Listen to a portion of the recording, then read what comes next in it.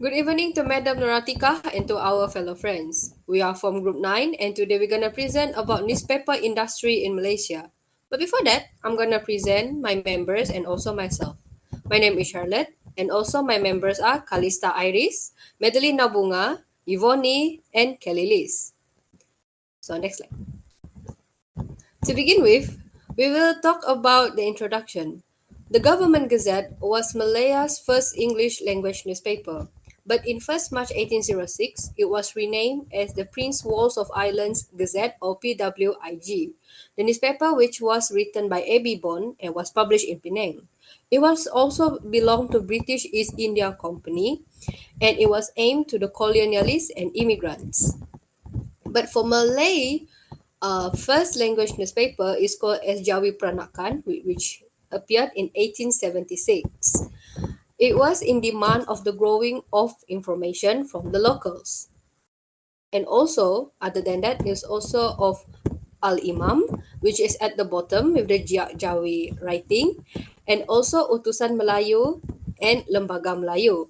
Utusan Melayu and Lembaga Melayu looks a little bit similar, which is the colored one. So the newspapers appeared also because of the demand for information by the locals who only speak in Malays.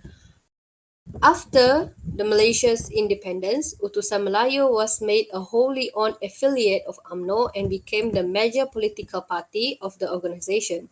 It is assumed that the two are tightly related because the parties directly or indirectly own the print industry. So we're going to move on to the next presenter.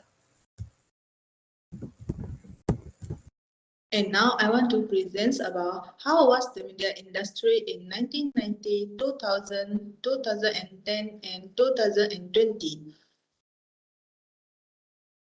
During the 1990s, the newspaper industry in Malaysia was primarily dominated by print publications. Major newspapers such as The Star, New Straits Times, and Berita Harian were widely circulated, and they served as the primary source of news for the general public. The industry relied heavily on physical distribution channels, and readership was primarily in print format. By the year of 2000, the media landscape began to experience the impact of digital technology. The internet became more accessible and online news portals rise, providing alternative platforms for news consumption. However, print media remained the primary source of news for most Malaysians.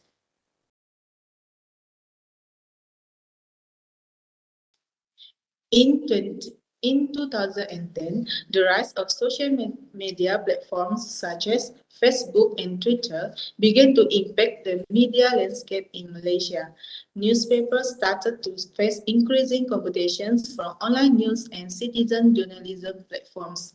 Traditional newspapers struggled to adapt to the changing landscape and had to compete with various digital platforms.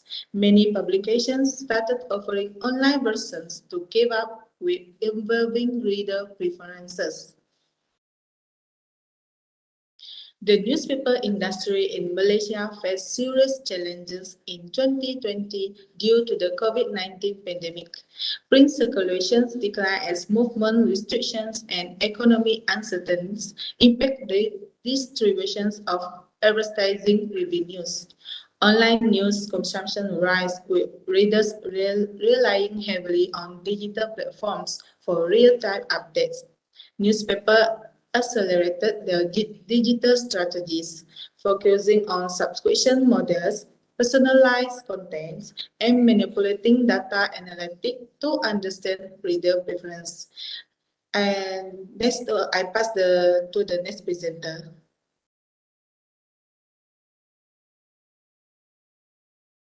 Now, I will talk about comparison between 1990 and 2020 in Malaysian newspaper industry. Next slide. First comparison is technology advancement. In 1990, newspaper in Malaysia enjoyed a new monopoly as the primary medium for news consumption. Major newspapers such as The Star, New Straits Times, and Utusan Malaysia held a strong market position. By 2020, the rise of digital technologies had revolutionized the newspaper industry. Established newspapers in Malaysia also embraced digital platforms, launching their own website and mobile apps to stay relevant in the digital age. Next slide. Second comparison is changing consumer behavior. In 1990, print newspapers were an integral part of Malaysians' daily routines. People would purchase newspapers from vendors or subscribe to daily deliveries, reading them over breakfast or during commute. The rise of the digital media platforms in 2020 led to a fragmentation of readerships. Consumers now had access to a wide range of news sources, including online news portals, social media, and blogs. Next slide. Last comparison is revenue model shifts. In 1990, print newspapers heavily relied on advertising revenue to sustain their operations. Display ads, classifieds, and public notices were common forms of advertising. With the advent of digital platforms, newspapers in 2020 expanded their revenue models beyond print advertising. They embraced digital advertising, leverage targeted ads, sponsor content, and partnerships with online platforms to generate revenue. And I will pass it to the next presenter. Next, I will talk about impacts of the newspaper industry on society. So, the first year is 1990. Newspaper had a significant impact in educating the public and forming public opinion. It also acts as a link between the people, the government, and the corporate world. And the next year is 2000.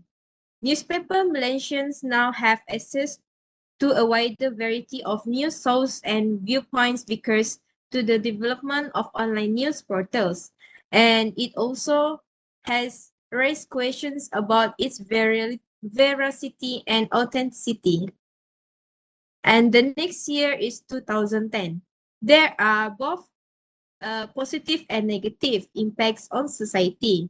Individuals were able to express their opinions and experience, which helped democratize the news. The one is the positive one, and the negative one is public discourse and societal cohesion were impacted by the issues posed by the proliferation of false information and the image of echo chambers.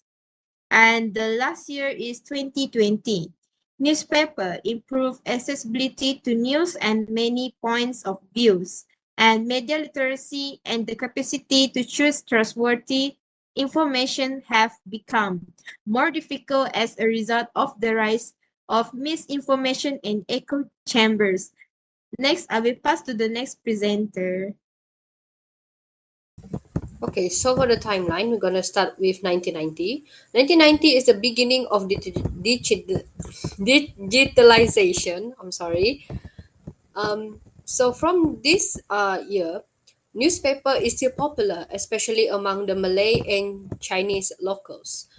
And this time, these are where the loyal readerships are. So online is something new to them. So we're gonna move on to 2000. This is where the online newspapers rising, and this is where people will start to know about online newspapers, about also launching websites from New Straits Times, Star, and Berita Harian. But still, newspaper industry continue to hold their ground. So we're gonna move on to 2010.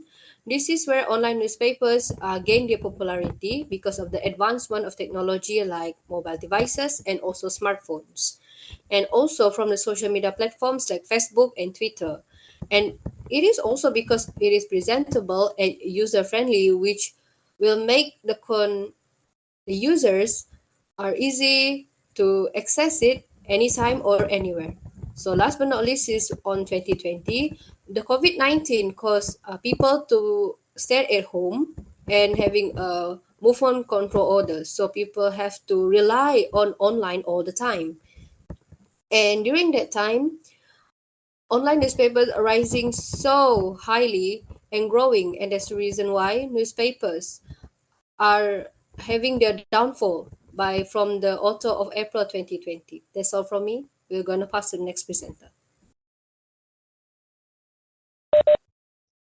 And next is the media industry in the near future. Next. The newspaper industry has faced significant challenge in recent years due to the rise of digital medias and changing consumer habits. So this is the prediction future for the media industry. One of it is digital transition. It invests in developing robust digital platforms, mobile apps, and innovative content deliver. The print editions may become less prominent, and newspaper will focus on enhancing their digital offering to reach wider audiences. Trust that is building and maintaining trust with the readers.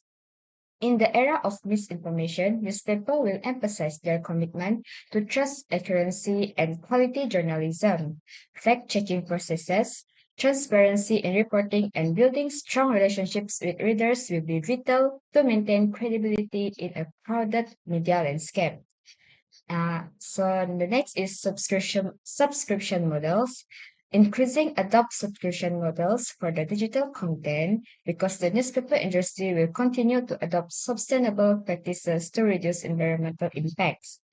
This includes using recycled papers, optimizing printing processes, and transitioning to digital distribution whenever possible. And the last one is enhanced community. The newspaper will actively engage with their readers through various channels, including social media, comments section, and readers forum. Building a sense of community and encouraging dialogues will be essential for newspaper to foster readers' loyalty and interaction. And for the conclusion, I will pass to the next presenter. To conclude, the newspaper industry in Malaysia has experienced serious changes from 1990 to 2020, driven by digital technology and evolving reader preferences. The shift toward online news consumption has impacted traditional print newspapers, leading to challenges and opportunities for the media industry. As the industry moves forward, it must navigate the complexities of the digital age, uphold journalistic integrity, and embrace innovative approaches to meet the evolving needs of the Malaysian society. That's all from my group. Thank you.